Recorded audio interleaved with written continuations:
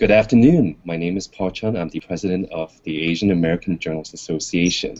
And it is a pleasure to welcome you to today's media briefing for Nielsen's third Asian American Consumer Report. On behalf of Nielsen's many community partners across the nation, I'm very excited today for the briefing on Nielsen's latest Asian American Consumer Report titled Culturally Connected and Forging the Future 2015 Asian American Consumer Report. The report finding highlights Asian American buying preferences for food, beverage, beauty, health, as well as digital content and technology. Asian Americans are the fastest growing multicultural groups in the U.S. and expected to grow 150% between now and 2050.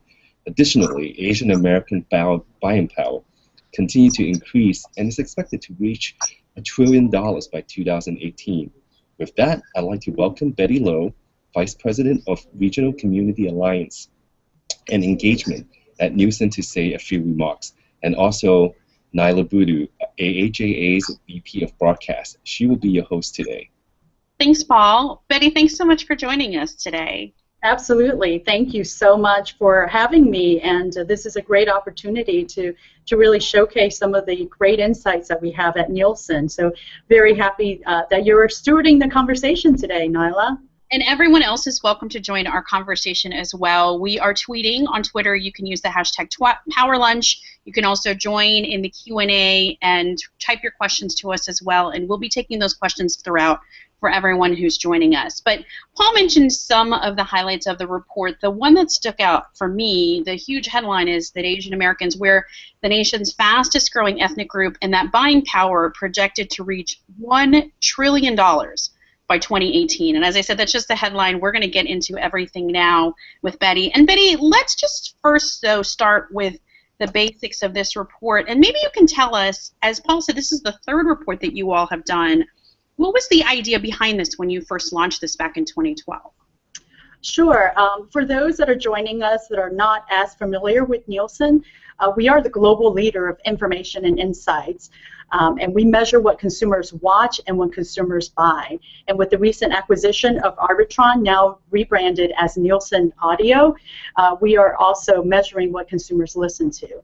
We're located in more than 100 countries around the world and have 10 million consumers worldwide who participate on our panel surveys and other measurement offerings. And so very excited to be sharing some of the insights around what specifically Asian American consumers are watching and buying. And when you say watching, and I know this is the Nielsen term, watch behavior, what exactly does that mean? Yeah, so the watch behaviors are essentially viewing consumption habits that we measure in 210 local U.S. TV markets and in 29 other countries worldwide, and including Australia, Indonesia, Italy, Mexico, just to name a few. And essentially, many of you that are familiar, that are part of the media industry, you probably have seen some of the advertising recently around the theme totaling it up, or total it up.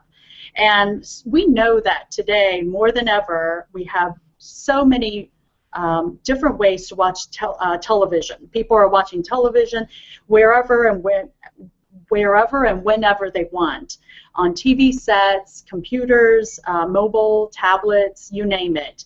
And so at Nielsen, we're committed to ensuring that we're measuring all of the viewing behaviors in all of these different platforms, and we need to be keeping up to date with the consumer habits as they change.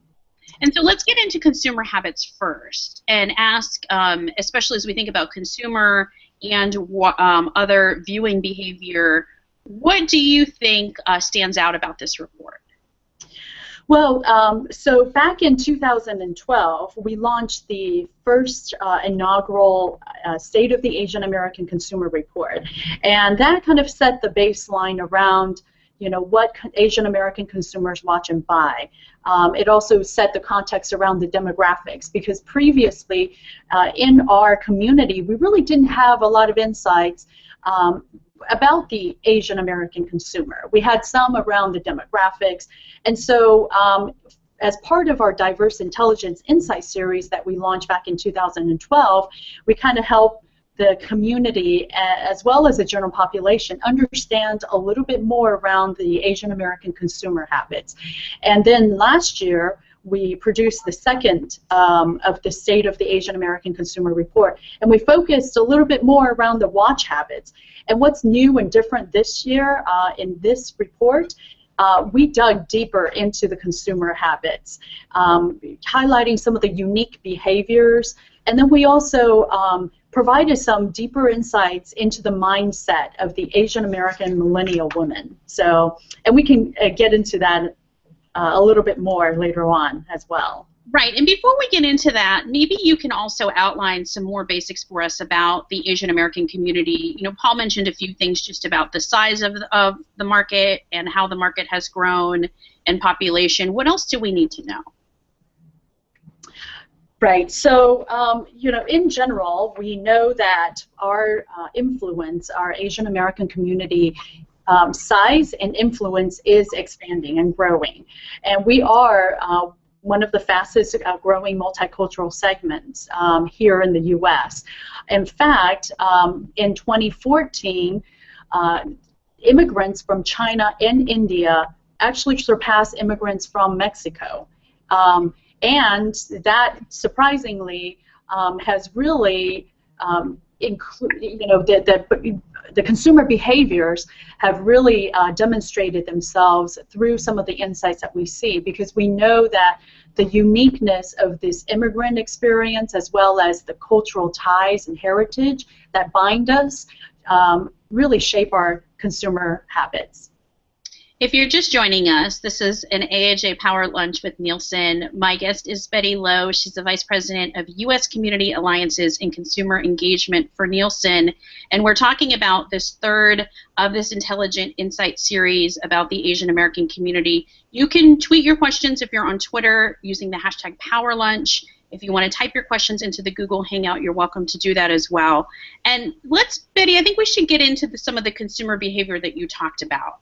And I wonder, maybe you can tell us, first of all, as we think about consumer behaviors, what's unique about Asian American consumers versus the general population?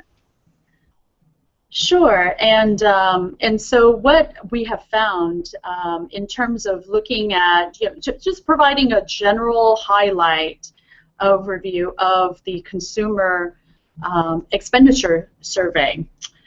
What we found is that Asian American consumers, we do over-index on in several categories, and so on the slides you'll see, if you're tuning into some of the slides. I think it's taking a couple of minutes for it to upload, but Asian American consumers, we over-index on key categories such as housing, transportation, food, personal insurance, apparel, telecommunications or cellular, you know, phone services, and also surprisingly furniture as well. And so in some of these categories, we actually over-index by, you know, 19%.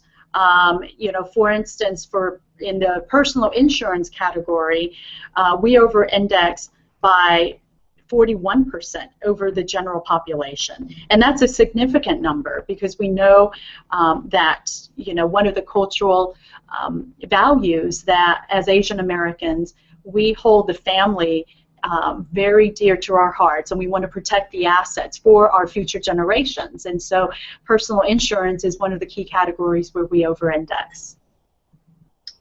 It looks like we've got some of the slides going up. While we have those slides going up, Betty, I wonder if you can explain for people, when you say over-indexed, do you just mean where we stand out? Yes. So essentially, over-indexing, you know, it does mean that we stand out. You know, for instance, when we look at data across, you know, the general population, and then we break it out by consumers that self-identify as Asian Americans. We do that so that we can see how our consumer habits are below or above the average index of 100. So any number higher than 100, let's say 119 over index, means that this consumer segment is 19% more likely than the general population to watch or buy a particular product. And one of those you mentioned on over-indexing was groceries. And I think you mentioned food. We've got 19% over-indexing. And when we delve into the data, I think it's really interesting and in a way almost somewhat contradictory, because it looks like we spend a lot of money on groceries, right, with that slide up there. But then when you combine that with other things in the report, it also says that we, like Asian Americans, are more brand conscious, but also like to use a lot of coupons. So I wonder how, when you start to see kind of some of those contradictions, how do you parse that out? How do you explain that? Yeah, I don't know if it's contradictory. I think it just supports our viewing habits. Being value conscious and being brand conscious can coexist together. Brands usually denote quality, although many private labels and private brands have upped their image through, improving their ingredients and their brand image. And so Asian Americans, we tend to spend or over-index on purchasing groceries. And so on this slide, for instance, and it's of course included in the report, you see that there are many different categories where we over-index, some at even, 378%, or I'm sorry, 378 over-index. So 378% more likely than the general public to buy Asian noodles. But no surprise that other categories such as vegetables and grains, as well as fresh produce, are essentially part of our diet, and we take that to mean that that fresh foods, as well as fresh or ingredients that cater to the well-being of ourselves, are important to the diet and grocery. I wanted to ask you one more thing about the grocery as we're looking at the slide up here. Asian Americans spend 155% more than the total population. Is that dried vegetables and grains? So yes, the vegetables and grains, dried vegetables and grains, the index for Asian Americans is at 255. So we're essentially 155% more likely than the general population to purchase dried vegetables and grains.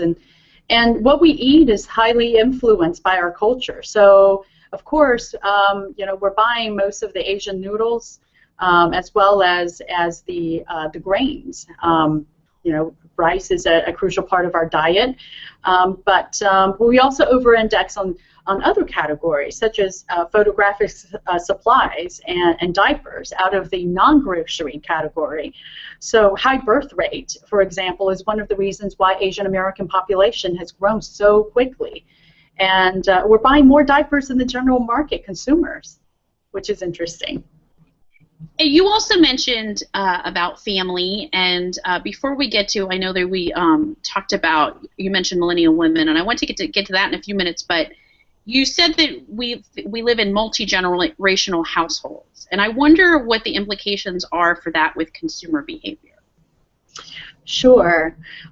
So now, when we take a look at the family dynamic, here are some of the unique insights that we can share with you. With the exception of the Japanese, the majority of Asian Americans in the U.S. are foreign-born. In fact, 79%, which has gone up from 75% back in 2014, or I'm sorry, in 2013. 79% of U.S. Asian American adults are foreign-born. And we see this multi-generational approach mostly in the new immigrant households to help deal with the new challenges of living in a new country. So it's not uncommon that multiple generations live under one household, both from a economic perspective, but also from a cultural perspective. In my family, my mother comes to live with us for about 3 months out of the year, and that's fairly common amongst Asian American families. And I also see that statistic about 3 in 10 Asian Americans living in multi-generational households. Then is that higher than it says versus 1 in 10 for non-Hispanic whites? Do you know in terms of multi-generational where Asian Americans rank compared to Hispanic or other ethnic populations? Right. Yes. And so I believe the general population is 2.5, 2.7 range on the average. And so we actually have, 3. Mm-hmm. So we're out of 10. Higher then. Okay. That's correct.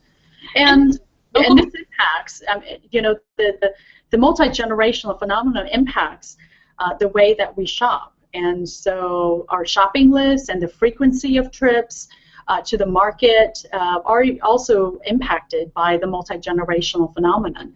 And so whether you're buying for young children or young adults or even middle-aged or elderly parents and grandparents, our community are frequenting stores and retail categories or retail channels where it caters to, or where they would have products that cater to the entire multi-generational household.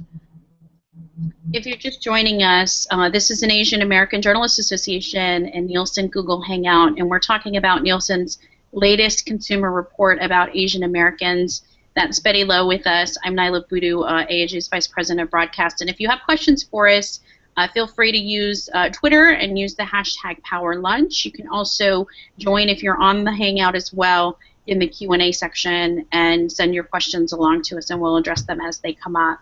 Betty, as we're talking about, I wanted to shift a little from food to health and beauty, because it also seems like that's a big category of spending that we haven't talked about. We've talked about food, but maybe you can tell us a little bit about what you all have learned about the health and beauty category in Asian American consumers.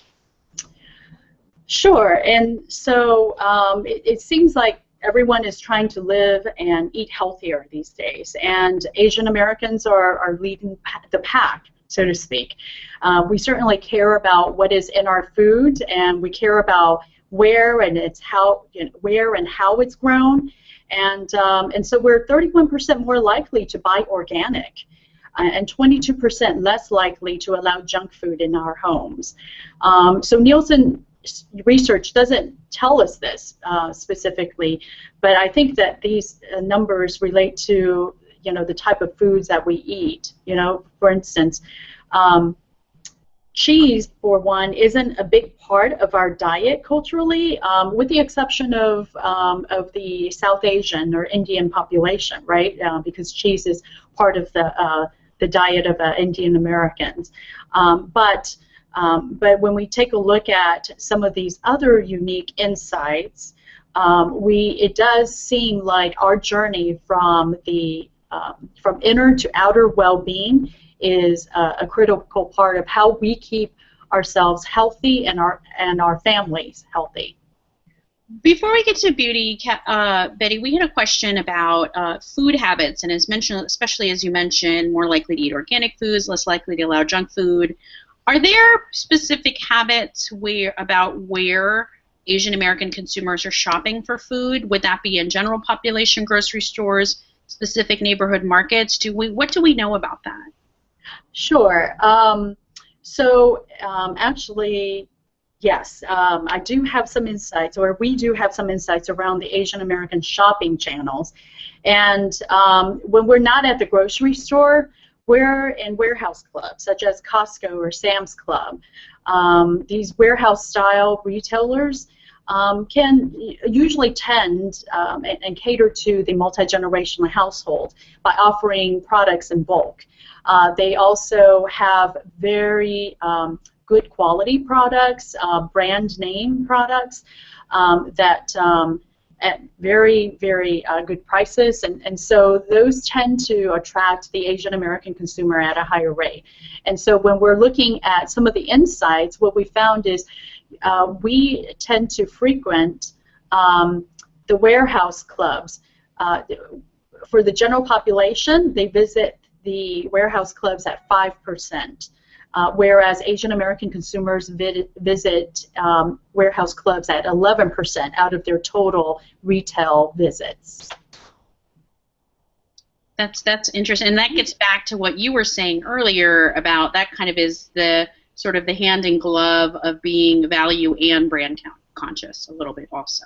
Right, and what's interesting is that we also over-index on occasions to the drugstore. And if you think about that, drugstores usually will offer different brands. And so from last year's report, we know that Asian Americans tend to be swayable shopaholics, meaning we love to shop and we love to, the act of shopping.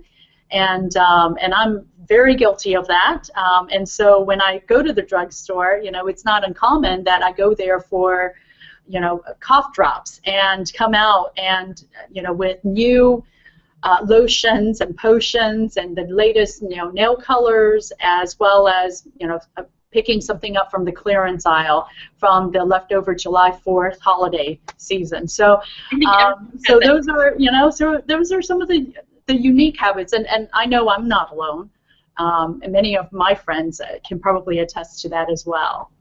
Yeah, I think everyone has that trip to Target where you want one thing and then you end up with 15, right? Let me ask you another question we got. And by the way, if you have questions, you can tweet them, use the hashtag #PowerLunch, or you can use the Q&A. Here's another question that we just got. Are companies responding to this? Are drugstores catering more to the Asian American consumer? We work with over thousands of our clients globally, and here within the U.S., we have seen a lot of companies interested in this report, and what we try to do is to share the insights of the report, and also tell them that we, as a community, we're also not a monolithic community, that there are some uniqueness. Whether you take a look at the consumers in the Asian American consumers in California versus the East Coast, or or in certain metropolitan cities versus the suburbs. So, so we work very closely with our clients to make sure that they get the insights that they need to align to their strategy of where there might be some market opportunities. We know from the demographics that we see about the Asian American consumers or the Asian American population that the Asian Americans tend to live in urban cities, and so a lot of our clients are asking for information in these key, key metropolitan cities where there's significant Asian American population. And yes, we do get, a lot of requests for this type of information, which is great, because that only shows that marketers are interested in the information, and they're identifying opportunities to grow their business where there is this significant growth. We're talking about Asian American consumers with Betty Lowe from Nielsen, where she's the Vice-President of U.S. Community Alliances and Consumer Engagement. And Betty, when you mentioned that, and I think that's a really important point for us to bring up about not seeing the Asian American community not just as monolithic, but I also wanted to ask you also about being careful about stereotyping in regards to how affluent the community is. What kind of insights do you have to offer about that? Sure. And absolutely, Niala. We know that there is the model minority myth out there, and we've been working with the community to really dispel that myth and to really find the right balance in the insights that we provide. So you'll see that we try to paint a picture that our community is rich in diversity. So in the report, we provided more of an aggregate or disaggregated view of the demographic insights. And so that's included on page 36, where we took a look at the Asian American population distribution, and we included the top countries of origin clustering in the top Asian American DMAs across the U.S. And then we also provided in the appendix of the report some insights around the Asian Americans' countries of origin. And we highlighted, you know, the top 7 countries. We have a breakout of the top 7 countries and some of the demographics there. But at the top portion, you see that our community is very rich in diversity. And so we hope that this balanced view can really empower our community to realize that our collective buying power is significant. And it's a driving engine to the economic empowerment or economic contribution to the U.S. economy. You know, at the same time, we want to help marketers understand the best way to approach this growing segment, and that's part of the reason why you see some of the information at an aggregated view, so that we can ensure that the sample size is stable enough for us to provide those insights to marketers. As we think about that, a question about groceries. When you look at Asian American consumers and meat versus seafood, what are some standouts there in terms of what Asian American consumers are looking at in terms of seafood? So this was really interesting. So we talked about Asian Americans having a fresh perspective on food. And we certainly over-index in every category of freshness. And we buy a lot of fresh seafood. In fact, twice as often as all of the other consumers combined. And that's a pretty significant number. So, you know, in this fresh perspective on food, is really generated as part of our cultural heritage as well, where, you know, a lot of the immigrants come from countries where where you procure foods that you consume on the day of, and you go to the market every day, and you eat fresh, and that's part of the mentality that the well-being of an individual and of their family is centered not only around the outer aspect, right, but also the inner, what you feed your body and what you eat. So that was a really interesting insight that we were able to pull. You know, for instance, you know, fresh fruits over-index at in terms of the dollar volume index. We spend more on fresh fruits in all of the categories. Fresh fruits and also fresh vegetables. We also spend more on prepared foods, and that speaks to the dichotomy of this, you know, preparing fresh, but yet ensuring that we want that it's convenient, right? So we're also taking a look at the prepared foods and purchasing more prepared foods. And it's not uncommon that you would combine fresh or supplement the prepared foods with the fresh food and combine them in a meal. Biddy, a question for you. When you guys are putting these reports together, how do you figure out insights like that, like the prepared foods versus as well as the fresh vegetables? Right. So these categories are actually identified by the industry and by our clients, and so we work with various clients in the food category or the grocery industry, and categorize these various categories. Right. We've been talking about groceries. You sort of talked originally about sort of the path of inner and outer beauty, and one thing we didn't talk about, there's 2 things that we didn't talk about: Asian American millennial women, but also spending on beauty products. So I wondered if we could, I don't know if you think those 2 were together, if you want to tackle those 2 together, but maybe let's just start with skincare and beauty product spending and how Asian Americans are over-indexing in that area. Sure. So we know that beauty is more than skin deep. So consuming fresh foods, vegetables, keeping the well-being of the body as at the forefront of what you buy is important.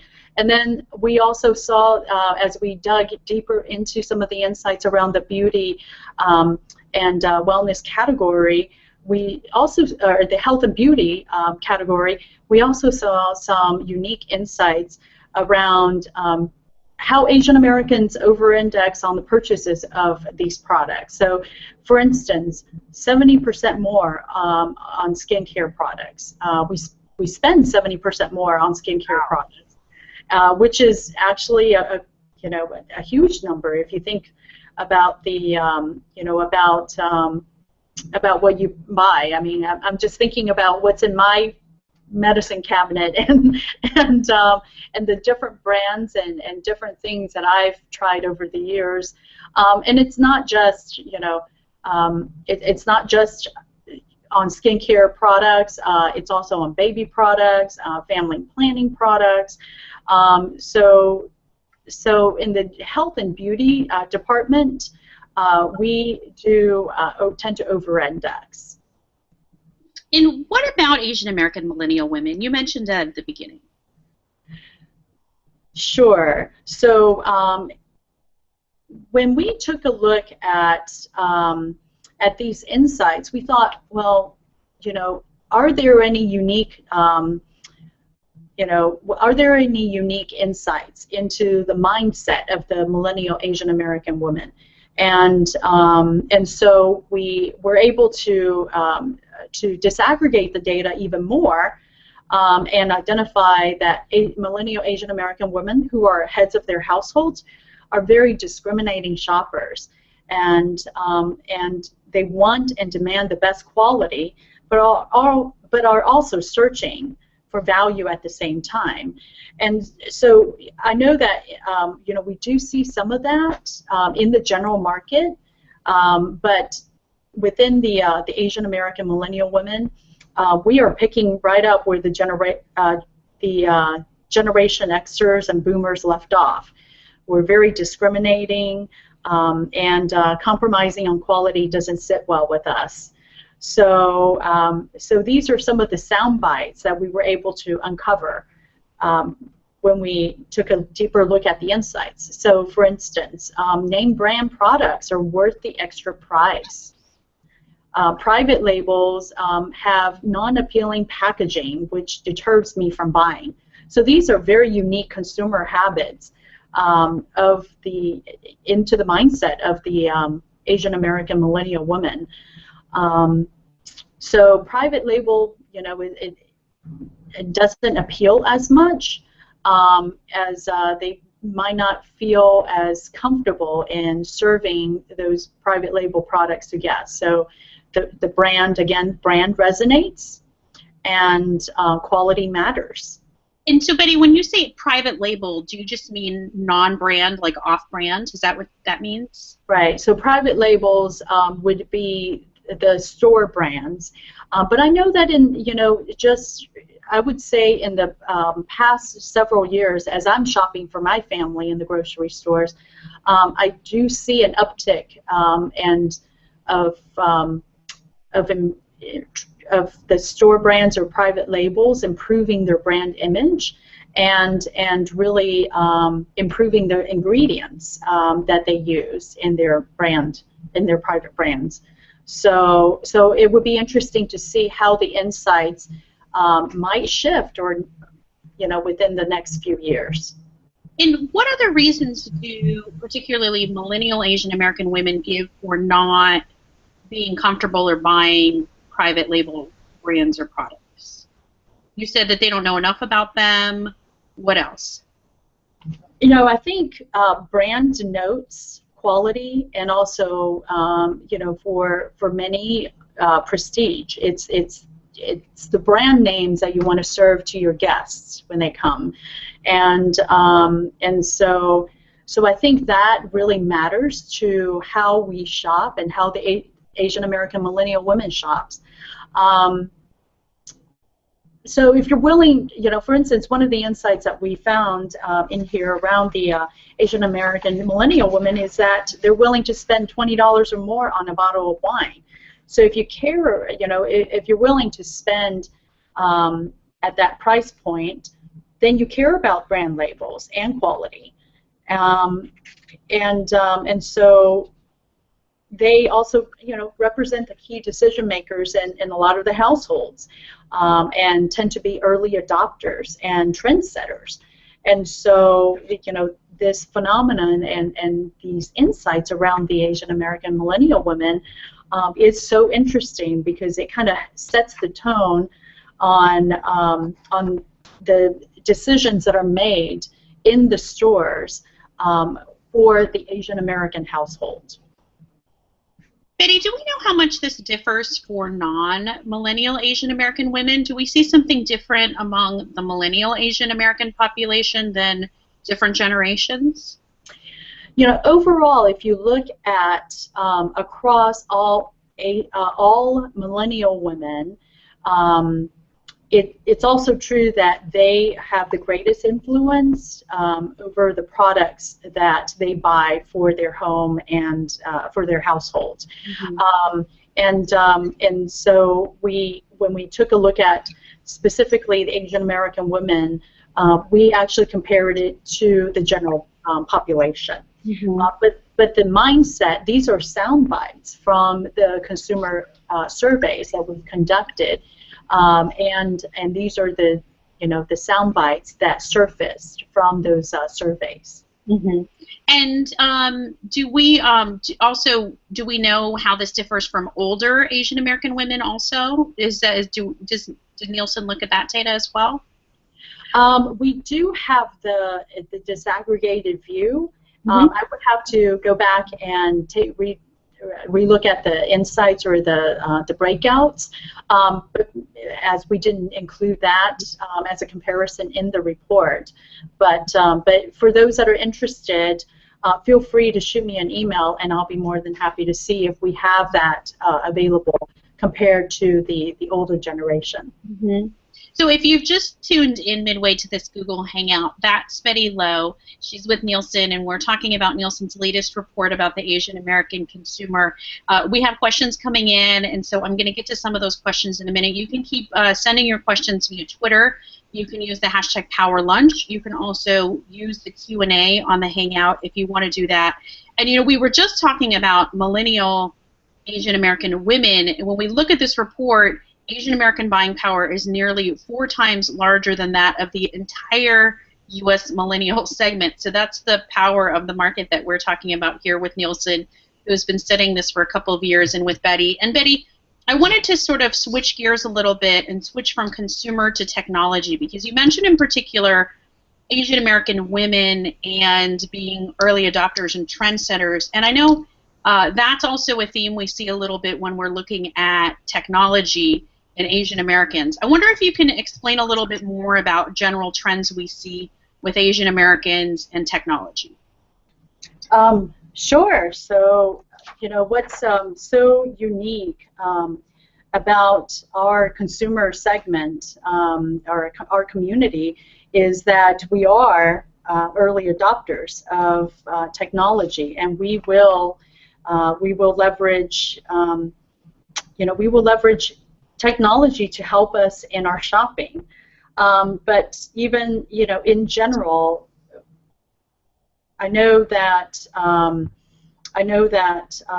as it's, technology savvy and on the cutting edge of digital, we are digital pioneers, and we are adopting technology faster than any other segment out there. So, for instance, with the higher rate of smartphone usage, online video consumption, internet connectivity, we are really defining the way that we watch, listen, and interact with various technologies and platforms. And when you think Asian Americans, when you say particularly on-demand or internet technology, why do you see Asian Americans as early adopters in this space?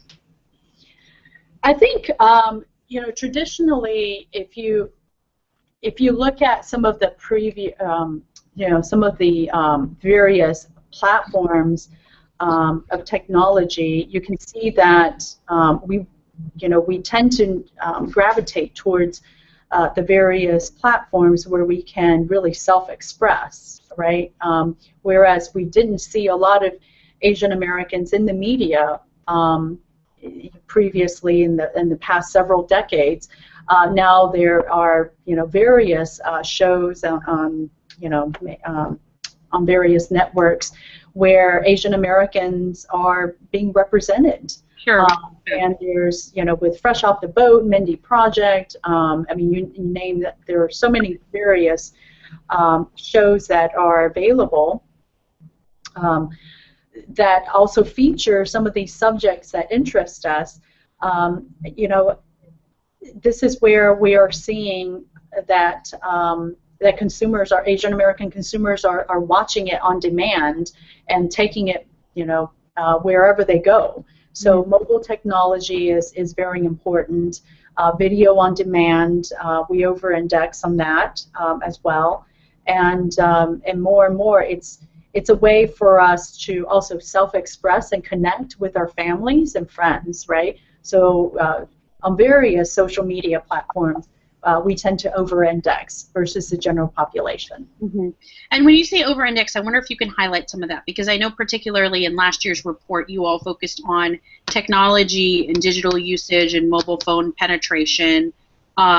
What did you all see with that, and what's different in this new report about in the technology space?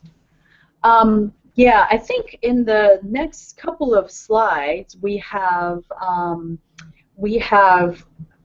a slide around the device penetration in the household. So we refreshed the data that was provided in last year's report, and you see that certainly with high definition TVs, whether it be high def TVs or Blu-ray players, tablets, video on demand subscriptions, video game consoles, or any of those multimedia devices and DVRs, we over-index on device penetration in the household. And so, I'm sorry, not DVRs, with the exception of DVRs, but we over-index on pretty much all of the devices in the household, which tends to support the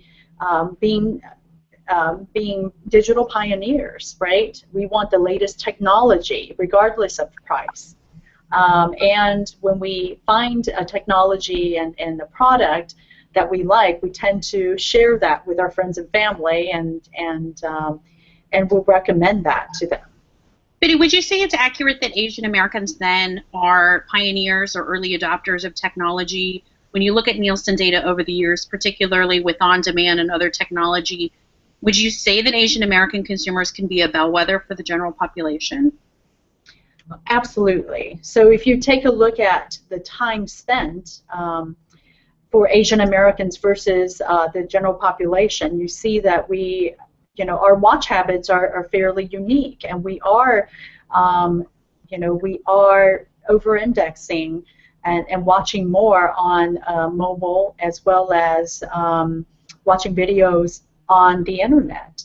And that's not only because we are gravitating towards perhaps new content that are not necessarily shown on the traditional front, but at the same time we're taking in mobile with us. So a lot of companies are now creating channels and platforms in which they can provide their shows on mobile devices so that we can take it with us. Mm-hmm. Mm-hmm. We've got a couple questions I wanted to get to, and one of them is actually about tourism, and and I wonder if with this one thing we haven't talked about. We've talked about technology, and we've talked about consumer habits, particularly in regards to food and health and beauty. I wonder what we know about tourism among Asian American populations. This is a question. One of the questioners said, I heard that China has recently surpassed the U.S. as the country with the most travel population. Do we have data about tourism among Asian Americans? In fact, I believe in last year's report, there was we did include some insights around the consumer habits as it relates to travel. And this year, I don't believe that we refreshed the data, but Asian Americans, we do over-index on travel. And what's interesting and unique is that we tend to travel in style because we over-index on the purchase of first class or business class tickets, and versus the general population, and that's somewhat unique. We also tend to purchase more international trips, and that really speaks to the opportunity to want to connect with our roots and heritage and visit friends and family from various countries of origin, and also exploring the different unique cultures around the world. And so those insights are included. I think there was some insights specifically around the annual number of travel purchases. And across the hotel industry, cruise lines, auto rentals, as well as airline purchases, Asian Americans, we over-index across all of those categories. In fact, hotels at 2 versus 1.4 for the general population, and for the airline tickets at 1.8 versus 0.9 of the total general population. As you mentioned first-class tickets, we got another question that says people like Bill O'Reilly have used Asian Americans as an example of the model minority, something you talked about a little bit ago, surpassing other ethnic groups when we look at income levels. And, there's been now suggestions of Asian privilege. And I wonder how you might respond to that, especially when you think about the data that's in this report. And it goes back to the conversation that we had earlier around the model minority myth. I mean, we know that all Asian Americans, don't share completely the same cultural the cultural heritage, or cultural heritage, right? Or the unique, or all of these, all of the various Asian American communities have differences within their cultural heritage. And Indian American is, different from Chinese Americans. But what we tend to look at as it relates to some of the insights that we provide is how do we demystify it for our clients and for our, and for the marketers, so that they would be more interested in understanding the depth of and the complexity of the Asian American community. And so we tend to say, let's take a look at some of the commonalities that exist, and then see how then you can look at, from those commonalities, what might be the next level of disaggregated view. So for instance, the immigrant experience is very common. It's a common theme, right, that kind of binds us together as an Asian American community. But we know that the immigrant experience of, a Laotian versus a Hmong versus an Indian American might be different. And so we also want to celebrate that, and that's part of the reason when we work with our clients, we recommend that based on their strategy and their outreach efforts and which cities that they would like to focus on, that we look at the percentage of Indian Americans and paint a picture for them around who the Chinese American consumers are in that city. Mm-hmm. And what are the uniqueness that would drive their unique consumption behavior. And as you mentioned that, and I know even at the end of the report, there is a caution about this notion of not just really the model minority myth, but also the notion of Asian Americans being monolithic. And what do you say to your clients about that messaging? Does it come down to, as you said, that geography and drilling down to different geographic regions? I think that is part of it. I think it's a matter of, I'm hoping that these reports will really generate more curiosity out of marketers to really understand the dynamics of our community. We know that it's powerful. We know in terms of economic contribution and economic consumer buying power, and we know that it's also one of the fastest growing multicultural segments here in the U.S. And so we want our clients, as well as the general public, to understand the uniqueness of our consumer segment. And when you say that, how do you think, how should AAPI economic contributions be highlighted? I think there's power in the, the aggregated view. But then in working with clients, we know that that it's important to to understand or help them understand where data is available at a more disaggregated view, so that they can tailor their marketing campaigns and strategy to be optimized and reach the majority of the Asian American consumer segment in a particular area. So segmentation is important, and that's a tool that a lot of marketers use. We also try to make sure that as we connect with the community, and as we're sponsoring and connecting with various community organizations or nonprofits, that we have an open dialogue around what are some of the challenges and issues and opportunities that they see, so that we can incorporate those opportunities and sound bites into the insights that we provide to our clients and to the general public. That said, when you're talking about insights when you're talking about that particularly with your clients, I wonder if you can tell us a little bit more about this Diverse Intelligent Insights series. What else do you all do around this? Yeah, so interestingly enough, the first Diverse Intelligence Insight report was on the Asian American consumer, and it was really spearheaded by a recommendation from our Nielsen External Advisory Council, specifically the Asian Pacific American External Advisory Council. And we have this External Advisory Council consisting of about 10 different community leaders, ranging from academia to corporations to advertising or industry leads, from the watch and consumer side and advertising side. And they really help, they really help push us to ensure that Asian American consumers are represented accurately and in our data and insights. And so this report was one of the genesis of that conversation, at least the first of the report.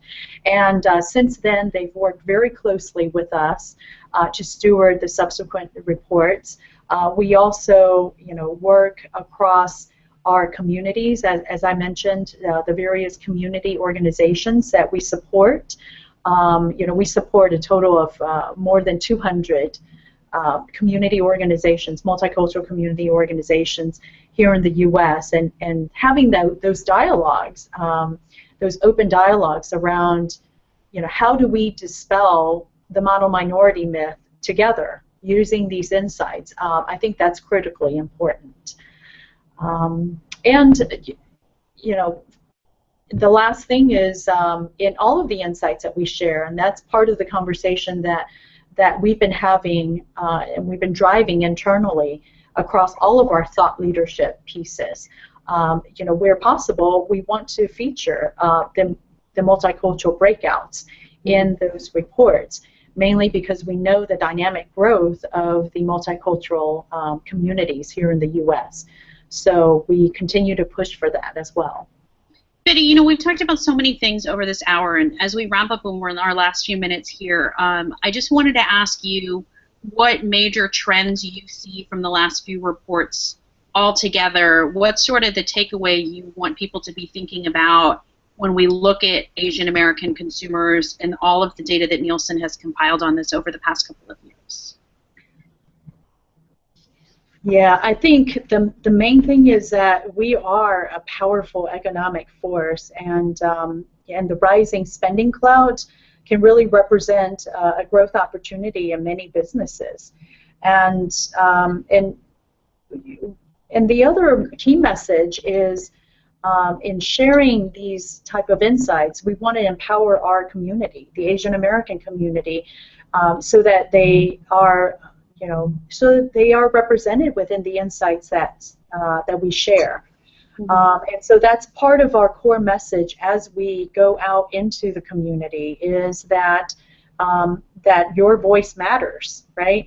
And we want to encourage all of the Asian American consumers out there that if they're ever asked to participate in a Nielsen survey or a study, say yes, because that's how companies know and understand our community and the uniqueness and the heritage that really shape this uniqueness in our consumer spend and consumer buying, and we really want to make sure that as we share that message, that people understand who Nielsen is all about, and the insights that we provide around what consumers watch and what consumers buy is important, especially with next year being that it's an election year.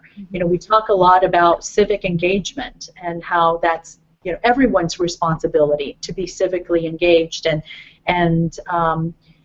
ensure that there's voter registration, right? That everyone's registered, that's able to vote. Well, this is an opportunity for the Asian American consumers to vote with their buying power, and that's that's a powerful message. Betty, that said, what's next for Nielsen? What are you all doing next in terms of these reports? What can we look forward to you guys doing? So we will continue to take a look at insights, unique insights and behavior of Asian Americans, and so if there are any suggestions on that you would like to see incorporated into the reports, feel free to send me those suggestions. We continue to also work with our Asian Pacific American External Advisory Council in formulating the themes of the report, and also we're looking at how we connect with these insights and share it with the community by providing thought leadership, so that we can continue to empower the community. That said, how do you think our community can get this information out there? Well, I think if you like what you see, absolutely tweet it and share it within your social media network. And if there's any opportunities to advance the discussion and any questions that you may have, feel free to connect back with me, because those are the type of the feedback is what is so important for us to continue to shape the stories that we put out there and the insights that we put out into the community. Betty, what's the best way for people to contact you? So my email is betty.lo@nielsen.com, and certainly we do also have a if you like to also get in touch, tweet us using hashtag #PowerLunch, and also at Nielsen Knows, and you can also contact at AAJA to get right. So those are right, and those are thanks for those Twitter handles, and it's just a good reminder for everyone to follow Nielsen Knows and follow AAJA. If you're not on the AAJA Facebook page, we'll put the report up on the Facebook page as well and tweet those links out so everyone can see that report and tweet and share it. And of course, this entire conversation will be archived on YouTube, so you can share that as well. And as we wrap up here, Betty, I just want to thank you for joining us this hour. Again, Betty Lowe, Vice-President of U.S. Community Alliances and Consumer Engagement for Nielsen, to join us to talk about this third Diverse Intelligence series. And I'm just going to let our AAJA National President, Paul Chung, say a final goodbye for everyone. Thank you, Niala and Betty, for hosting this very important briefing. And again, we hope that we see more data about Asian Americans because we are one of the fastest growing segment. So hopefully we look forward to Nielsen's 4th report. Thank you for joining us today. Thank you, Paul. Thank you, Niala. Appreciate it. Take care, everyone. Thank you. Bye-bye.